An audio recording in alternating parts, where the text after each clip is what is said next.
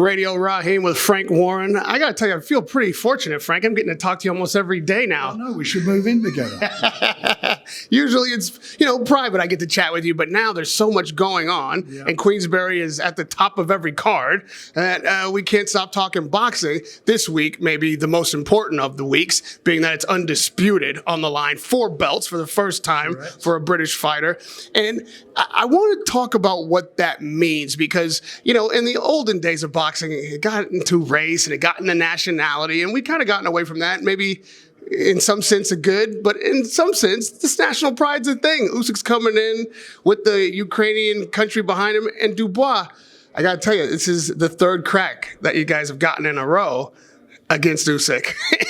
And they haven't gone well yet. No, he's the Brit basher. He's beaten all the Brits. I mean, controversially, one of them, I think, with Tyson. But the fact is he got the decision on all of them. So Daniel's there. And he can create history. We've never had the 4 belts, heavyweight belts on the line in the UK, ever. And this is his moment in time. And if he wins it, he goes down in history of holding him. No one else has done it. I mean, you're a Hall of Fame promoter globally, but certain in the UK, and an icon, a legend. And even through the eras, Frank, there have been generational greats like Mayweather. They put down the Hattons. Does this bother you that the Brits really, while it's the home of boxing now, I'll admit that, really haven't cracked the top shelf of generational greats? Tyson was there. The 2 of them had a very, very close fights, and Tyson's has done what he's had to do. Lennox Lewis was a great. I'll go back to the time when I started out boxing. British heavyweight never won a world title. They were very valiant losers when it came to the big fight. They never won them, never won the belts, and anyway, that got broken. But since then, we're pretty strong in the heavyweight division. We're like buses. They suddenly all come along together. We've got quite a few heavyweights over here.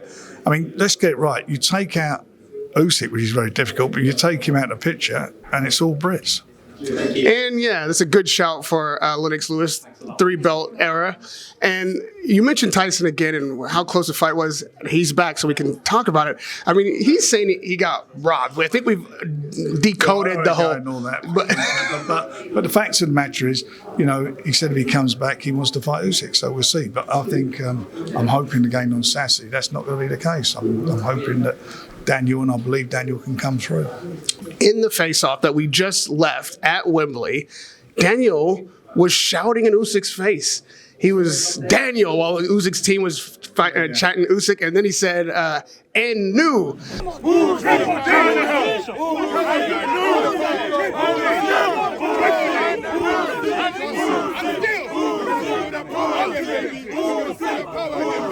I don't think I've seen that from Daniel before. It's been his last 3 fights. He's sort of come out of his shell and been quite vociferous with Babe Miller. He had a go at him at the press. With Miller kept giving him all the business, but he came back at him. The same thing with against Hrgovic.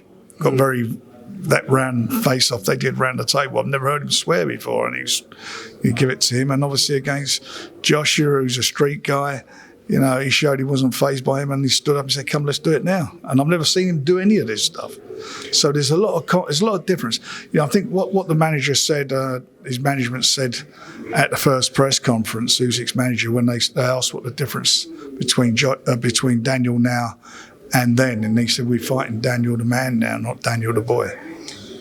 Are we fighting Usyk the old man and not Usyk the peak fighter? I'll be honest, I hope so. He ain't got any younger, but we'll see. We'll see. Look, I've got the utmost respect for Oleksandr. He's an excellent fighter. I mean, he's an unbelievable champion. He's done it in the Olympics. He's done it 4 belts at cruiserweight, the same at the heavyweight division. I mean, he's a modern day great, and he's a tough competitor, but it happens to everybody.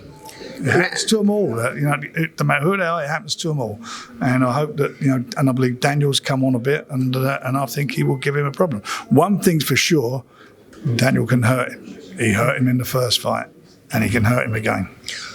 Are you going to get involved in the conversation, or at least encourage Daniel's team to get involved in defining where the line is of a legal blow and an illegal blow? We're going to do that at the rules meeting with the referee and everybody. Everyone knows what. You go and read the rules. That's what people don't do. Read the rules. It's the navel. It's not where your trunks are. It's where your navel is.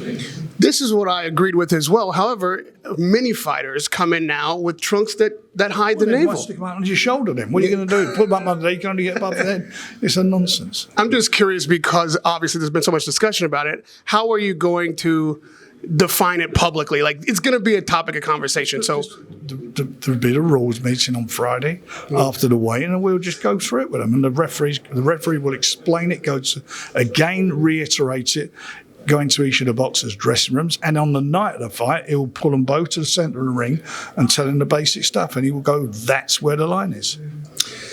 Being a promoter that has the heavyweight division on lock, most people, even Eddie Hearn, might admit that at this point, you can get some conflict. Everybody wants the same prizes. And right now, they're all in the hands of two guys, and soon they'll be in the hand of one guy. Yeah. And he's going to have mandatories. Do we know who the mandatory? The first one is the WBO. They made that very clear because they all take their turn, and the next one is for the WBO, which is Joe Parker. Parker, right? Yeah. So no matter what, if Dubois or Usyk win, Parker's getting his shot. He is the mandatory, and we'll see what happens then. Let's just get it all out of the way. But they're all in good positions. All our guys, we work very hard, and all of them they're either mandatories or interim champions, all ready to go to fight the winner. We know that, lastly, Joshua's kind of the wallflower right now, kind of boxed out, especially with Fury's return. If it ain't Fury next, but it doesn't seem like it is going to be, would you rather, if Dubois comes through, the rematch with Joshua, or would you rather have a really tough choice whose corner to be in on the night with Fury and Dubois? In his last 4 fights, who's had a tougher time than him in 22 months? The 4 fights he's had. And if you take out the delay in between, quicker than anybody. I mean, look at the quality. Joshua, Usyk, Miller, and Hrgovic. Yeah, but if he fights a mandatory, which you say is going to be Parker, and we're assuming that Dubois wins, and then it's going to be a long wait for Fury if he goes for the rematch with Joshua. He's not going to be fighting Tyson, so he says, until early next year. So that's a way away. So we'll see what happens. But look, there's no rush. Saturday night will define what's going on. Last one for me, Frank. This has come across the wire, kind of breaking news a bit, that in the Congo, and so many conversations have been talked about Africa, whether it can happen, whether it can't happen, but because the war there is settled, the arena for Ali Foreman has been renovated. It's available. They're breaking ground on October 3rd. They put out the news that they want to have a christening fight there. Let me just ask you this. Who would you like to see on the anniversary of Ali Foreman? Just, forget about the politics and the money and the mandatories. What's the best fight for that anniversary? Daniel in there defending his 4 belts against somebody.